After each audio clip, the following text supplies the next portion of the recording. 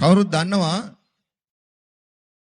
මේ අපේ කම්කරු දිනේ කොඩිය ලකුණ දෑකැත්තයි මිටියයි තියෙන්නේ. ඒක තමයි ලාංඡනේ. මේකෙන් මිටියෙන් නියෝජනය කරන්නේ කම්කරු පන්තිය. එතකොට කම්කරු පන්තිය කියලා කිව්වට වැරදි වැටහීමක් හදාගන්න එපා. වැටුප් ලබලා ජීවත් වෙන අය. වැටුපක් ලබලා ඒ වැටුපෙන් තමන්ට වෙනත් ආදායම් මාර්ග නැහැ.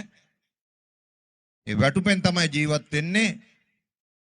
අපි දැන් ටිකක් ඕක පුළුල් තේරුමෙන් කියනවා වැඩ කරන පන්තිය කියලා. වැටුපක් ලබලා ඒ වැටුපෙන් තමන්ගේ ජීවිතේ ගොඩනගාගෙන ඉදිරියට යන අය අපි දැන් ওই වැඩ කරන පන්තිය කියලා සාමාන්‍යයෙන් කියනවා. මේක කම්කරු දිනයක් විදිහට පටන් ගත්තට පසුව මේක ගොවි කම්කරු දිනේ බවට පත් වුණා.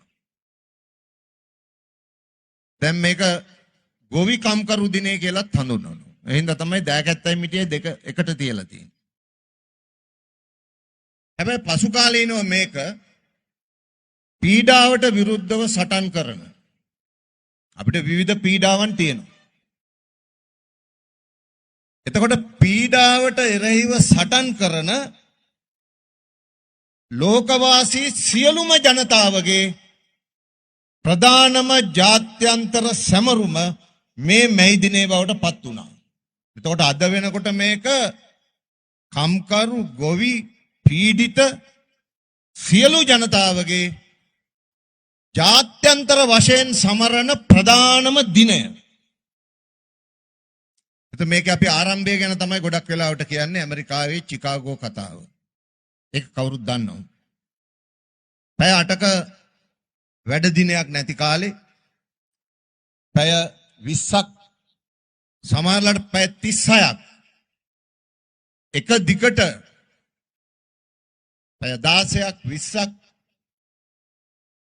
30ක් 36ක් එක දිගට වැටුපක් ලැබලා ජීවත් වෙන අයට වැඩ කරන්න සිද්ධ වෙලා තිබ්බා. වැටුමත් පොඩ්ඩයි. ඒක මදි. ඒ නිසා අරගලයක් ආවා පැය 8ක වැඩ දිනයක් ඕන කියලා. පැය 8ක වැඩ දිනයක්. හිතන්නකො පැය 20 නම් තිබ්බේ. දැන් අපි හිතන්නකො අපිට දවසකට පැය 22ක් වැඩ කරන්න වෙලා. හරි වැටුපකුත් නැතුව. මොකද්ද අපේ ජීවිතේ තත්ත්වේ? ඊටාම බරපතල ඛේද වාචකයක්.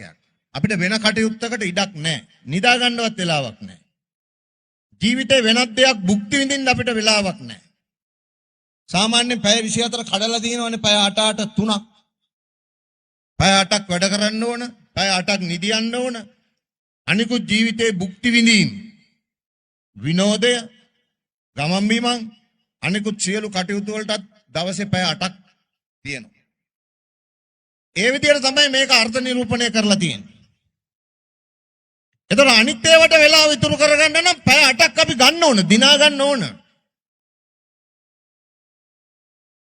ඉතින් එහෙම එකක් නැති කාලෙක පැය 8ක වැඩ දිනයක් කියලා කරපු අරගලයේදී ඒකේ නායකයන්ව එල්ලලා මැරුවා.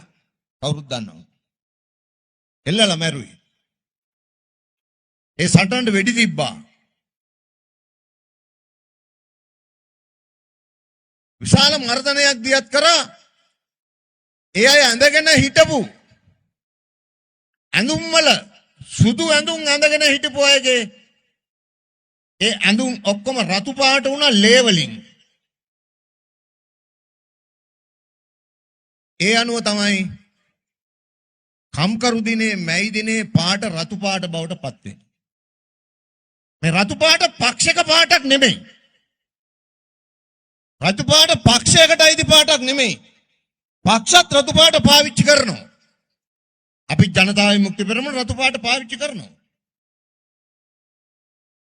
පක්ෂ රතු පාට පාවිච්චි කරනවා. වාමාංශික පක්ෂ, ප්‍රගතිශීලී පක්ෂ. නමුත් රතු පාට අයිති මැයි දිනයට. මං හිතන්නේ ලංකාවේ තමයි ඒක විගඩමක් බවට පත් කරේ. පොළ පාටින් මැයි දින සමරනවා. නිල් පාටින් මැයි දින සමරනවා. නිල් පාටින් මැයි දින සමරන්න බෑ. මැයි දිනේ පාට රතු පාට. කවුරු සමරුවත් මැයි දිනේ සමරිය යුත්තේ රතු පාටින්. ඔය තැන් තැන් වලට ගාල් වෙලා කොහරි පොඩි පිට්ටනියකට සෙට් වෙලා නිල් පාට දාගෙන කොළ පාට දාගෙන එක එක පාට දාගෙන සමරන ඒවා මැයි දින සැමරීම් නෙමෙයි. මැයි දිනේ දවසේ ඒගොල්ලෝ කරන දේශපාලන රැස්වීමක්. ඒගොල්ලන්ගේ පක්ෂේ. මැයි දිනේ සමරන්න බෑ රතු පාට නැතුව. මැයි දිනේ පාට රතු. අපි ජාතික දිනේ සමරනවා නම් සිංහ කොඩිය. වෙන කොඩි හරියන්නේ නැහැ. ජාතික දිනේ නම් සමරන්නේ. ඉතින් ඒ නිසා ලංකාවේ හරි ලෝකේ හරි කොහේ හරි තැනක අද රතු කොඩිය දාන්න නැතුව නම් මැයි දිනේ පවත්වන්නේ. ඒවා මැයි දිනේට කරන අගෞරවය. මැයි දිනේ නම් රතු පාට තියෙන්න ඕන. ඩෑකැත්තයි මිටියයි තියෙන්න ඕන. වෙන ලාංඡන ලකුණු මොකක්වත් මැයි දිනේට හරියන්නේ නැහැ. මැයි දිනේට මාලිමාව හරියන්නේ නැහැ. මැයි දිනේට සීනුව හරියන්නේ නැහැ. මැයි දිනේ ලකුණ ඩෑකැත්තයි මිටියයි පාට රතු. මං කෝ අද වෙනකොට මැයි දිනේ කියලා කියන්නේ එතකොට පීඩිත ජනතාව කම්කරු පන්තිය විතරක් නෙමෙයි, ගොවි ජනතාව විතරක් නෙමෙයි. පීඩිත පන්තිය ලෝකේ පුරාම තමන්ගේ අයිතිවාසිකම් වෙනුවෙන් පාරට බහින, පෙළපාලි පවත්තන, රැස්වීම් පවත්තන නොයෙකුත් ක්‍රියාකාරකම් වල යෙදෙන දිනය තමයි ලෝකේ පුරාම මැයි දිනේ කියලා කියන්නේ. අද බලන්න ලෝකේ පුරාම හැම තැනම හැම රටකම මැයි දින සැමරුම්. මැයි දිනේ තමයි ජාත්‍යන්තර දිනවලින් ලෝකේ ඉදිරියෙන්ම තියෙන දිනය. ලෝකෙ ඉදිරියෙන්ම තියෙන දිනේ. අපි දන්නවා අපිට ගොඩක් ජාත්‍යන්තර දින තියෙනවා. ඒ කොච්චර තිබ්බත් අද ලෝකේ බලවත්ම දිනය තමයි ජාත්‍යන්තර කම්කරු දිනය හෙවත් මැයි දිනය. වෙනදා අපි ලංකාවේ පවත්වන්නේ බොහෝ වෙලාවට මැයි දින රැලි එකයි. අද ලංකාව පුරා අපි පවත්වනවා දසදහස් ගණන් ලක්ෂ ගණන් ජනතාව සම්බන්ධ කරලා මැයි දින රැලි 21ක් 21ක් කරලා තියෙන්නේ මේ පාර. මැයි දින රැලි විතරක් නෙමෙයි, මැයි දින පෙළපාලිත් අපි රට පුරා පෙළපාලි 21ක් අද මේ වෙනකොට පාරේ. අපි දැන් මෙතනට ආව, සමහර තැනක පටන් ගන්නවා, සමහර තැනක තව ටිකකින් පටන් ගන්නවා. ඇයි අපි මැයි දින රැලි 21ක් කරේ? ඇයි අපි මැයි දින පෙළපාලි 21ක් කරන්නේ? විශේෂයෙන් අපේ ප්‍රතිගාමී බලවේග වලට අපිට පෙන්වන්න අවශ්‍යයි. අපි පහුගිය මහමැතිවරණ ජනාධිපතිවරණයෙන් දිනනකොටත් වඩා මේ රටේ ප්‍රගතිශීලී ජනතාව දසදහස් ගණන් වලින් නෙවෙයි ලක්ෂ ගණන් මේ ආණ්ඩුවත් එක්ක අද පෙළගැහිලා ඉන්නවා කියන පණිවිඩේ සියලු ප්‍රතිගාමීන්ටත් අපි වගේ කරන ප්‍රගතිශීලී ජනතාවටත් පෙන්눔 කිරීම අවශ්‍යයි. ඒ නිසා තමයි අපි එක තැනකට එකතු නොවි. කොළඹ නගරේ අපිට එක තැනකට එකතු වෙන්න බෑ. අපිට තැනක් නැහැ. ගෝල් පේස් එක මදි. ගෝල් පේස් එකට අමතර වෙන තැනක් ඇත්තෙත් නැහැ. ගෝල් පේස් එකට ඕන නම් ලක්ෂ 3ක් එන්න පුළුවන් වෙයි. නමුත් අපේ ලක්ෂ ගණන් ප්‍රගතිශීලී ජනතාව, අයුක්තියට අසාධාරණයට එරෙහි ජනතාව සියලු දෙනාම පාරට බැහැලා මේ ජනතාවාදී ආණ්ඩුවත් එක්ක අපි ඉන්නවා කියන පණිවිඩය රටට දෙන්න තමයි අපි මේ විදියට මේ වැඩේ සංවිධානය කරේ.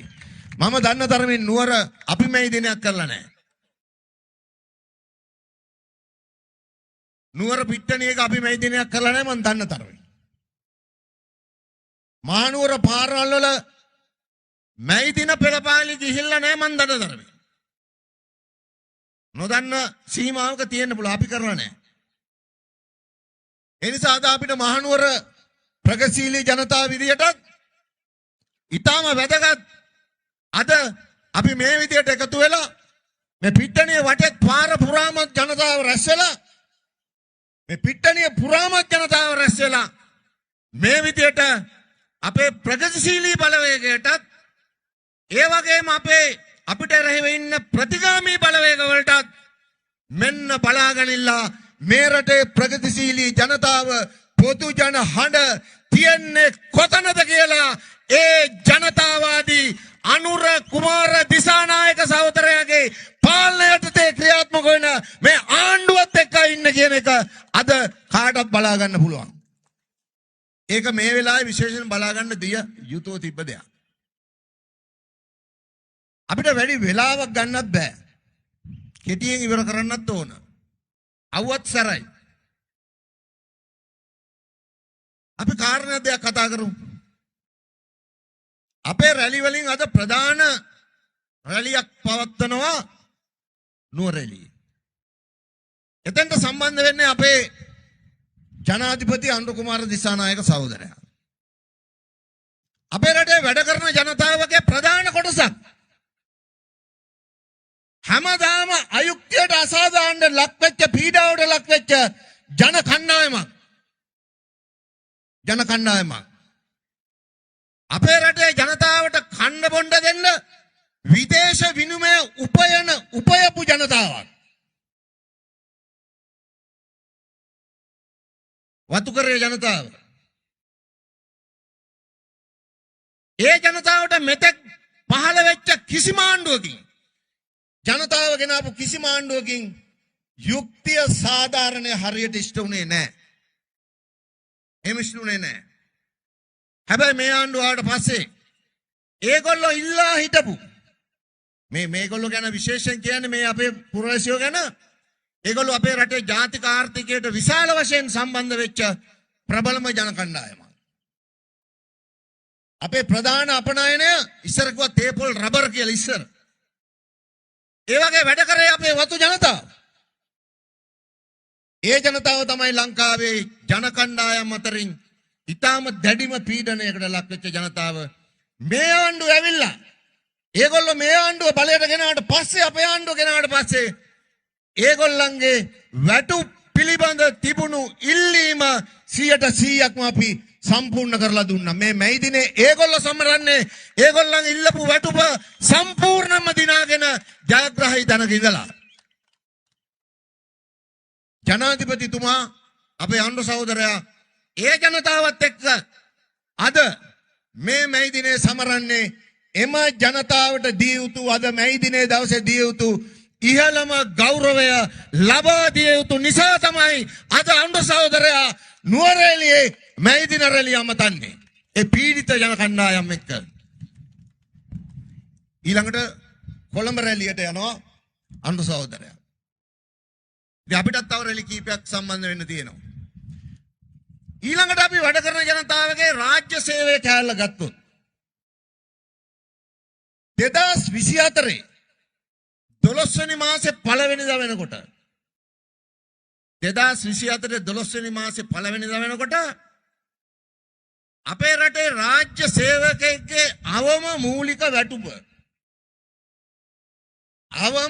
වැටුප රුපියල් 24250යි. අපේ රටේ රාජ්‍ය සේවකයෙක්ගේ අවම මූලික වැටුප රුපියල් 24250යි. කාටද කියන්න පුළුවන්ද දැන් කීයද කියලා? මාස 18ක් යනකොට අවම මූලික වැටුප රුපියල් 40000යි. මේක වැඩ කරන පන්තියේ පාලනයක් කියලා අපි කියන්නේ ඒකයි. 24250ට තිබුණු අවම මූලික වැටුප 40000ක් දක්වා ඉහළට දාලා මේ රටේ වැඩ කරන පන්තිය තමන් කෙරෙහි තියපු විශ්වාසය අපි මහජන නියෝජිත ආණ්ඩුවක් විදියට ඒ අයට අද ඉෂ්ට කරලා දීලා තියෙනවා. එහෙනම් ඔන්න කණ්ඩායම් දෙකයි. කණ්ඩායම් දෙකක්. වැඩ කරන පන්තිය අතට මුදල් ලැබෙනකොට මොකද වෙන්නේ? ආර්ථිකය ප්‍රසාරණය වෙනවා. රාජ්‍ය සේවකයන්ට අපේ වතු ශේෂ්ත්‍රයට අතට වැටුප් ලැබෙනකොට සිල්ලර බඩු කඩේට බිස්නස්. වඩු බාසුන්නට බිස්නස්. මේසන් වලට වැඩ. සල්ලි විසිරවන්න ඕන. ඒකයි උඩ ගොඩ ගහලා තියෙන මුදල්. අපි කිව්ව ඇති නැති පරතරය තියෙන තැනට ගොඩ ගහලා තියෙනවා. අඩියට ඇත්තේ නැහැ. එහෙනම් ඇති නැති පරතරය අඩු කරන්න ඕන. ඇති නැති පරතරය අඩු කරන්න නම් පහලට මුදල් ගලාගෙන එන්න ඕන. රාජ්‍ය සේවකයන්ට, අපේ වතු ජනතාවට, පෞද්ගලිකංශ සේවකයන්ට, පෞද්ගලිකංශ සේවකයාගේ අවම වැටුප ඉහළ දැම්ම මේ ආණ්ඩුව ඇවිල්ලා. පහලට ධනෙ ගලාගෙන ආවම තමයි රටේ ආර්ථිකය දුවන්නේ.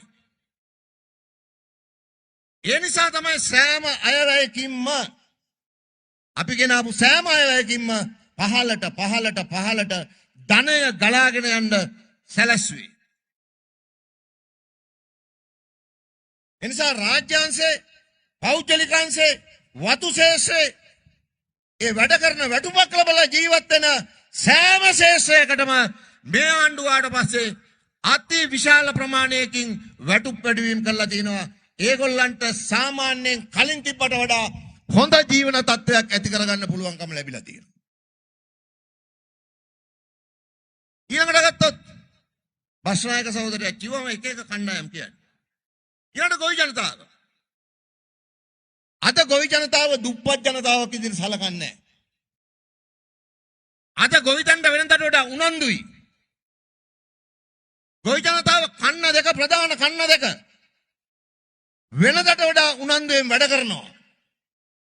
ඒගොල්ලන්ට ප්‍රමාණවත් ආදායමක් ලැබෙනවා. සම්පූර්ණ නැහැ. ප්‍රමාණවත් ආදායමක් ලැබෙනවා. ඔයගොල්ලෝ දන්නවා අපි එනකොට ගොවි ජනතාවට දුන්නේ හෙක්ටයාර් එකකට පොහොර සහනාධාරය රුපියල් 15000යි. දැන් කියදාගුත් 30000යි. දෙගුණයක්. හෙක්ටයාර් එකකට. ඒ කියන්නේ හෙක්ටයාර් දෙකක් දක්වා දෙනවා රුපියල් 60000ක්. ඒගොල්ලෝ දුන්නේ අපි එනකොට 30000 හෙක්ටයාර් දෙකට අපි දෙනවා හෙක්ටයාර් දෙකකට 60000ක් මේ වෙනකොට ගොවි ජනතාවට සහනාධාර විදියට. ඇයි රටේ ආහාර සුරක්ෂිතතාවය ඇති කරන්න මේ ආණ්ඩුව අපේ ආණ්ඩුව බලයට ආවට පස්සේ මේ රටේ කිසිම ආහාර හිගයක් මේ වෙනකන් ඇති වෙලා නැහැ. දිට්ඨු ආවා, ඇමරිකාවේ බදු ආවා, අභියෝග. ඒ බදු වලින් මේක විනාශ වෙයියි කියලා හතුරු හිතුවා. ආණ්ඩුව වැටෙයි කියලා හතුරු හිතුවා. එහෙමුනේ නැහැ. ඒ අභියෝගේ අපි කවුරුත් එකතු වෙලා ජයගත්තා. දිට්ඨු ආවා, ඒකේ විනාශ වෙලා වැටිලා දිය වෙලා නැතිබංග ස්ථාන වෙයි කියලා හිතුවා. නමුත් අපි ඔක්කොම එකතු වෙලා වැඩ කරන ජනතාවයි රාජ්‍ය සේවයේ පෞද්ගලිකංශේ අපි හැමෝම එකතු වෙලා ඒකත් ජයගත්තා. ඊට පස්සේ ඉන්ධන ප්‍රශ්නයක් ආවා. අපි ඒකත් කළමනාකරණය කරා. ඊට පස්සේ පොහොර ප්‍රශ්නයක් ආවා. අපි ඒකත් කළමනාකරණය කරලා තියෙනවා. ලෝක යුද්ධයක් ඇවිල්ලා තියෙනවා. ලෝක යුද්ධය හමුවේ ශ්‍රී ලංකාව තරම් නිසියාකාරව ජනතාව පීඩාවකට පත් නොවන විදියට රටක් කළමනාකරණය කරලා තියෙන රටක් තියෙනවා නම් ලෝකේ වෙනත් එකක් නැහැ, කොහෙවත් නැහැ. ශ්‍රී ලංකාව තමයි මේක හරියටම කළමනා කරලා තියෙන්නේ. දාද ලෝකෙත් අගයීමට ලක් කරනවා. ප්‍රශ්න ඉවර නැහැ. අභියෝග ඉවර නැහැ. අපිට තව ජය ගන්න ගොඩක් දේවල් තියෙනවා. ඒවා අපි ජයගත යුතුයි. ඒවා ජය ගන්න නම් අපි මේ කුමන වර්ගයේ පාලනයක්ද කියන එක චුට්ටක්වත් හොල්ලා ගන්න එපා. මේ තමයි ලංකාවේ පළවෙනි වතාවට මුළු ඉතිහාසෙම අවුරුදු 2500කට වැඩිපුර ඉතිහාස ගණන් හදලා ගත්තත් මේ තමයි ලංකාවේ ප්‍රභූ පන්තියේ නොවන පළවෙනි පාලනය මුළු ඉතිහාසයේ පළවෙනි වතාවට එකම වතාවට ඒක අපි ආරක්ෂා කරගන්න ඕන. ප්‍රශ්න එනවා. ගැටලු වෙනවා. එහෙම තමයි. දේශපාලනේ දෙපැත්තක් තියෙනවා. කවදත් එහෙමයි. අපි බලයට එන්න කලින් අපි බලය ගන්න දේශපාලනයක් කරනවා. ඒ අපිට බලය ගන්න ඕන නම් අපි වටන්න ඕන අය වටන්න වැඩ කරනවා. ඒක තමයි දේශපාලනේ. දැන් අපි බලය ගත්තා. ජනතාව බලය දුන්නා. දැන් බලය රැකගන්න නීත්‍යානුකූලව කළ යුතු සෑම දෙයක්ම අපි කරනවා හරියට වෙලාවට. හරියට වෙලාවට හැම මොහොතෙම නෙමෙයි. අපිට ජනාධිපති ඉන්නවා, විධායක ජනාධිපති තුනෙන් දෙක බලයක් තියෙනවා. ඒතකොට සමහර බලාපැත්තන හැම වෙලාවෙම මුන්ට කොට කොට ඉන්න ඕන අපි. වෙන වැඩක් නැහැ. අපි එහෙම කොටන්නේ නැහැ. එහෙම කොටන්නේ නැහැ. හරියට වෙලාව බලලා යන්න ඇරලා નિયમિત තැනදී හෙල්ලෙන්නම බැරි වෙන්න සමාව ගන්න දන ගහන්න ඇදගෙන වැටෙන්නම එතකොට දෙනවා. එතකොට දෙනවා. දැනුත් ඔය දඟලනා ඉන්නේ. සෑහෙන ඉන්නවා දඟලනවා. රටේ විපක්ෂයක් නැහැ කියලා කවුරුත් දන්නවා. විපක්ෂයක් නැහැ. හැබැයි විරුද්ධවාදීන් ඉන්නවා. විපක්ෂයක් නැහැ. විරුද්ධවාදීන් ඉන්නවා. ඉතින් විරුද්ධවාදීන් කෑ ගහන උදේ ඉඳන් රාව වෙනකම්. අපි අපිට මොකෝ කියලා අපේ වැඩ කරගෙන යනවා. හැබැයි අපිට පෙන්වන්න ඕන උනා අවුරුදු එකමාරක් යනකොට කට්ටිය අතනින් මෙතනින් කියනවානේ දැන් ජනතාව ඈත් වෙලා එහාට ගිහිල්ලා මෙහාට ගිහිල්ලා කියලා.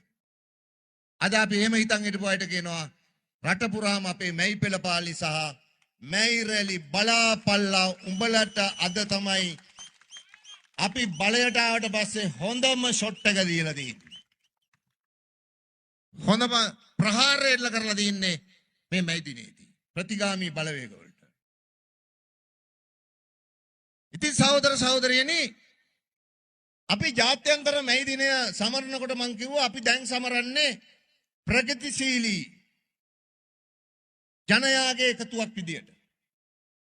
අද අපි මෙතන මැයි දිනය සමරන්නේත් ඒ ප්‍රගතිශීලී ජනයාගේ එකතුව විදියට. එතකොට අපි ජාතික ජන බලවේගය පුළුල් කරලා ඉවර නැහැ. මේක අපේ සහෝදර සහෝදරියෝ ගන්න ඕන. අපි බලයට එනකොට ඒ මොහොත වෙනකොට අපිත් එක්ක එකතු වෙච්ච ජනතාවක් ඉන්නවා.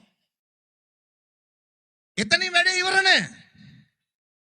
අපි තව ප්‍රගතිශීලී අය වෙනත් පක්ෂවල වෙනත් තැන්වල හිටියත් එකතු කරගන්න ඕන. ඕන ජාතික වශයෙන්ුත් එකක් දෙකක් කියතේ. ඕනේ. ජාතික වශයෙන්ුත් සමහර වෙන දේවල් අනුව සහෝදර සහෝදරියන්ට අපි කාටත් වෙන්න ඕන වෙනත් තැන්වල හිටියත් වැඩකට පාවිච්චි කරන්න පුළුවන් නම් වගකීමක් බාර දෙන්න පුළුවන් නම් හරියම මිනිහෙක් නම් හරියම පිරිස නම් කොහේ හිටියත් මේ රට ගොඩනැගීමේ වැඩසටහනට ඔවුන්ව දවසින් දවස සම්බන්ධ කරගන්න ඕන. අද මේ මැයි දිනේනොත් රට පුරා පෙන්වන්නේ පෞගේ ඡන්දයටත් වඩා මේ වෙනකොට ජාතික ජන බලවේගෙත් එක්ක අපේ ආණ්ඩුවත් එක්ක මේ රටේ ප්‍රගතිශීලී ජනතාව සම්බන්ධ වෙලා ඉන්නවා කියන පණිවිඩේ. ඒක තමයි මේ දෙන්නේ. ඒ නිසා සහෝදරවරුනි සහෝදරියනි ගමටත් වැඩක් ගෙනල්ලා දීලා තිනවා. ඒක ප්‍රයෝජනෙ ගන්න ඕන. ගමට ගෙනල්ලා දීන්නේ ප්‍රජාශක්ති වැඩපිළිවෙල. ප්‍රජාශක්ති වැඩපිළිවෙල කියන එකට මම කියන්නේ ඒක ගමේ පාර්ලිමේන්තුවක් වගේ එකක්. මට කියන්න පුළුවන් හැමතැනදී මං කියනවා. ඒක ගමේ පාර්ලිමේන්තුව වගේ එකක්. විපක්ෂයක් නැති එකක්.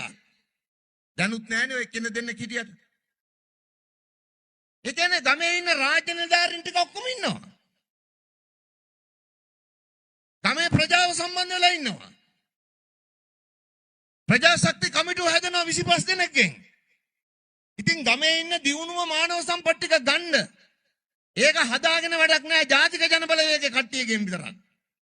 ගමේ ඉන්න අපි දැන් ජාතික වශයෙන් පෙන්වන්නේ අවශ්‍යතාවය තියෙනවා නම් හැකියාව තියෙනවා නම් දක්ෂතාවය තියෙනවා නම් යමකට යොදා ගන්න පුළුවන් නම් ඒක රටට ප්‍රයෝජනයක් නම් ඒ අය 25 දෙනෙක්ගෙන් ගමට දෙනවනේ ලස්සන කමිටුවක්. හැමදාම ගමේ පාලනේ ඒක අතේනේ තියෙන්නේ. ඕගොල්ලෝ ගමේ හදා ගන්න ඕනේ වැඩ කරන ජනතාවගේ ප්‍රගතිශීලී ජනතාවගේ වැඩපිළිවෙල. ගමේ පරිසරය, ගමේ ආර්ථිකය, ගමේ කෘෂිකාර්මික පාර, අනෙකුත් කටයුතු ඒ සියල්ල පිළිබඳ ප්‍රොජෙක්ට් ප්‍රොපෝසල් එකක් හදාගන්න.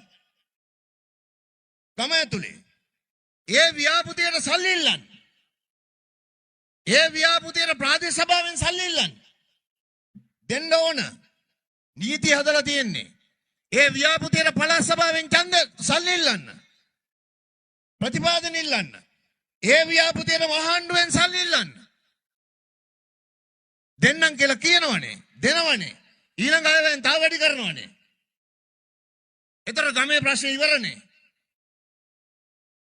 මීට කලින් ගමට ආවද එහෙම වැඩ පිළිලක් එන්නේ දෙන්නේ මහ ජනතාවගේ ආණ්ඩු නොවන නිසා.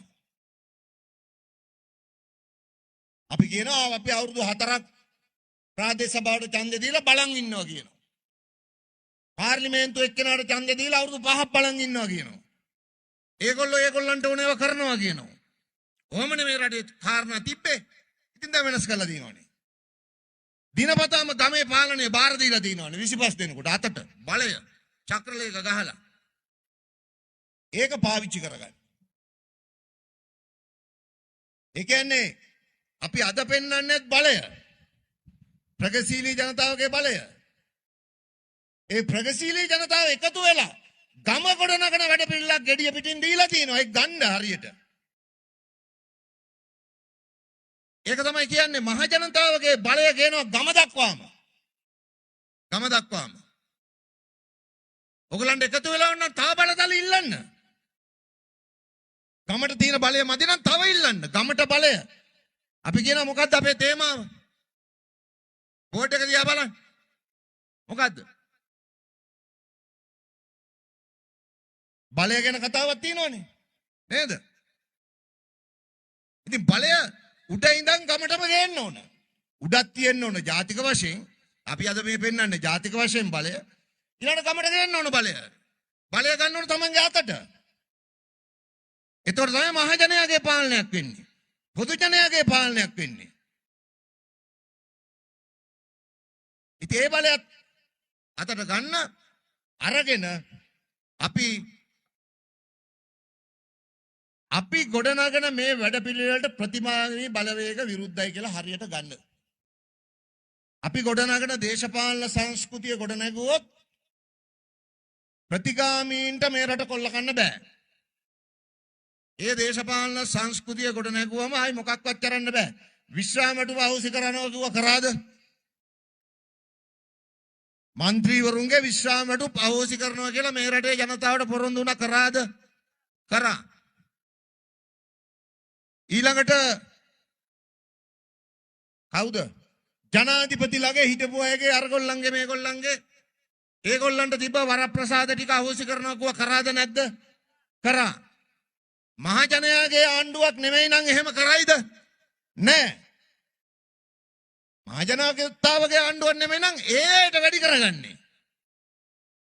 කියන්න පුළුවන් නම් මේ ආණ්ඩුව බලයට ඇවිල්ලා മന്ത്രി කෙනෙකුට ප්‍රාදේශ සභාවේ නගර සභාවේ මහාණ්ඩුවේ ඇමති කෙනෙකුට മന്ത്രി කෙනෙකුට චූටි කන් හැන්දකින් හරි බෙදාගත්ත දෙයක් තියෙනවා නම් කියන්න කවුරු හරි.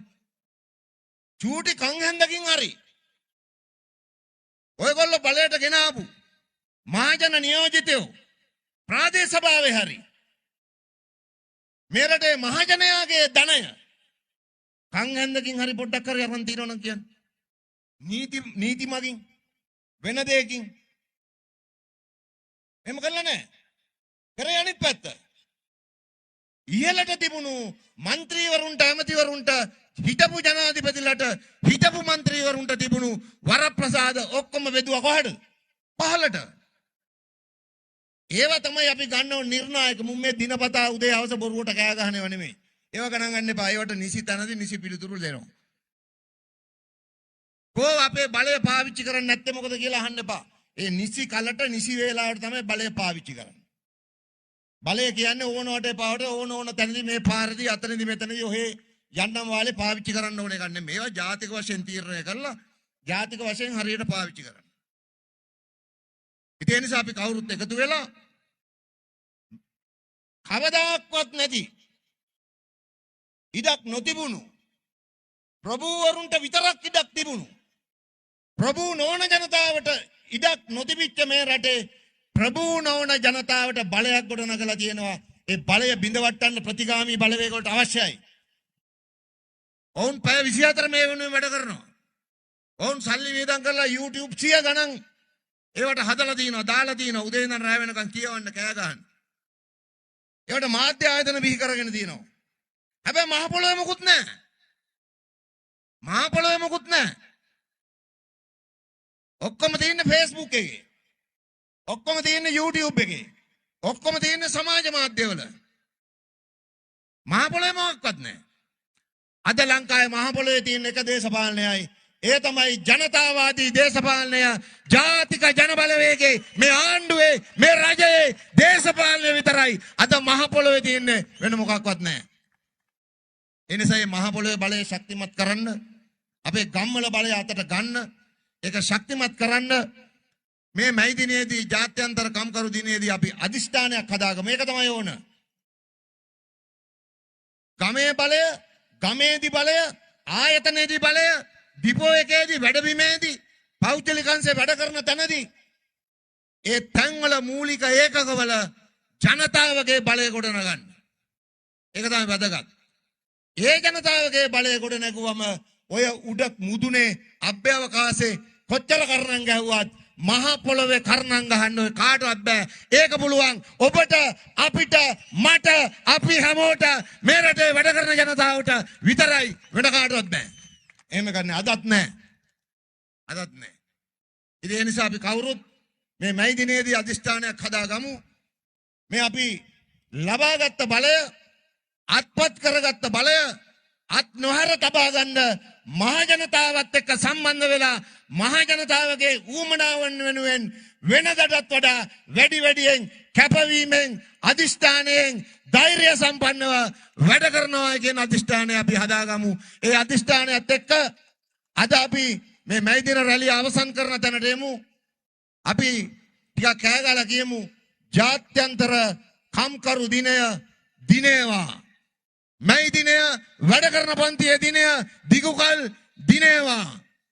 ලාංකීය වැඩ කරන ජනතාවටත්, ජාත්‍යන්තර වශයෙන් වැඩ කරන ජනතාවටත්, ප්‍රගතිශීලී ජනතාවටත්, සියලුම ප්‍රගතිශීලී ජනතාව ඇතුළු සියලුම පොදු ජනතාව දිනේවා. ඔවුන්ගේ ජයග්‍රහණය අපි නැවත තහවුරු කරමු, ශක්තිමත් කරමු. ඒ සඳහා ඔබ සැමට ශක්තිය, ධෛර්ය, යෝධ බල, යෝධ වීර ලැබේවා පතමින් මගේ වචන කීපය අවසන් කරනවා. අවසාන වශයෙන් මැයි දිනයට ජය වේවා. මැයි දිනයට ජය වේවා. ජාත්‍යන්තර කම්කරු පන්ති දිනය දිගුකල්